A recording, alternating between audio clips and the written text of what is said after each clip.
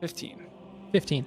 As you're looking around, it was very difficult to notice, but now that you're specifically looking around for it, you do notice out of the stone walls, there's sort of this part near the center of the building that comes up and sort of creates an arch over you. And as you look up, you now notice that the arch is not connected in the middle, but is in fact on one side a cloaked figure sort of bending over and looking down towards the fire, and the same thing on the left side. And you can see it's like this torso of a figure with a hood up that's just coming up over you, almost these two figures creating an arch over you. But these things are massive, reaching probably 40 feet up in the air. I'll look up into the I imagine Very nondescript, yes. nondescript, visage of this statue or sculpture, and you're the one then. You're the one I want to speak to. I've come to you. I've come to you from one pit to another.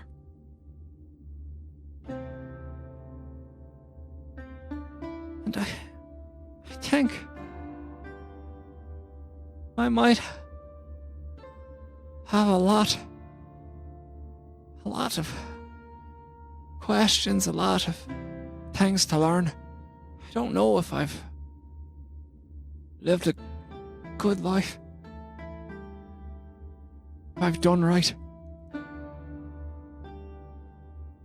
I think I have, but now I stand here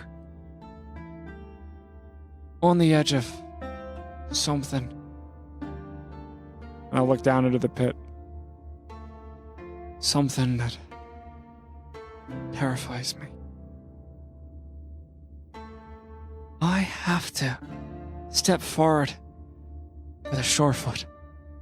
I have to know that I can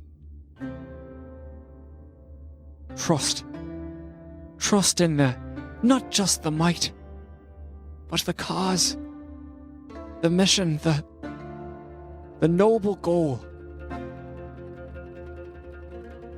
that I set before myself.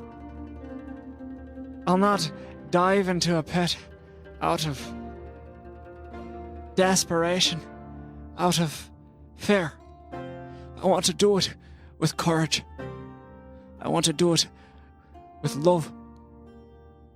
I know gods aren't the best with the words of us smaller beings. And you've already done so much for me. Little Oma. Shreya. Even Flynn, to some extent.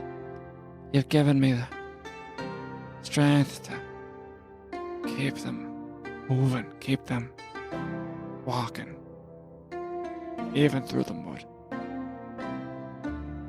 But give me a messenger.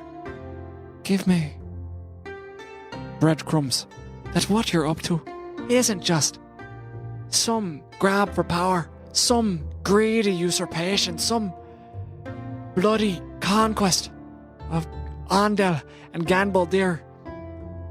The people out there are dying. Your people and theirs. And if we're just here to bicker and squabble, I can't be a part of that. I have to know that what we're doing here will help the world. Will ease the pain of others. Will rid the world of evil.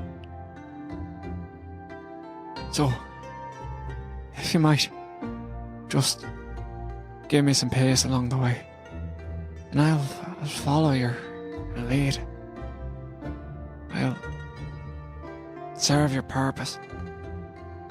I know you're not the type to be bothered with confessions, or prayers even.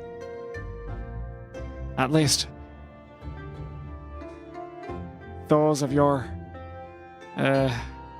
congregation that I've met, your followers, your worshippers, they've not been the kind to mince words. But I think the ways of the old gods had the right ends in mind. They just fell to fear. Or they didn't give enough breadcrumbs to their followers. They let us go berserk with terror and powerlessness.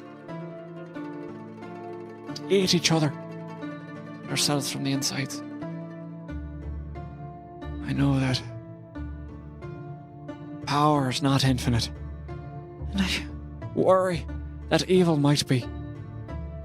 So I think that it's these little shreds, these little crumbs of hope, these little instances of love, kindness, those are the things that you must do your best to provide if you truly want the people of these lands to win out over evil.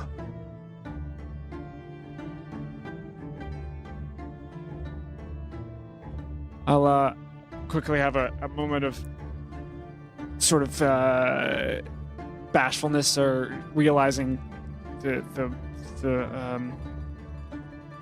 sort of length of how much I've been talking, and the otherwise sort of quietness of the area.